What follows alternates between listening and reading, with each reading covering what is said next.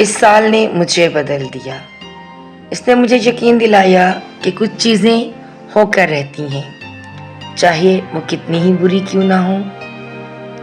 ये भी समझाया कि कुछ चीज़ें कभी नहीं होती और हमें उन्हें कबूल करना पड़ता है, चाहे हम उन्हें कितना ही शिद्दत से क्यों ना चाहें। ये कि खुशी और गम दोनों आर्जी हैं, ये कि लोग चले जाएंगे,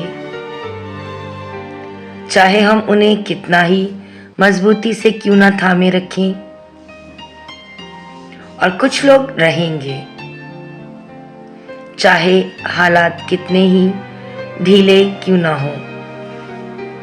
इस साल ने मुझे ये सिखाया कि आपका असल मददगार सिर्फ आपका अपना वजूद है। अगर आपने खुद को ना संभाला तो कोई और नहीं संभालेगा। ये साल मेरे लिए सब कुछ बदल देने वाला साबित हुआ।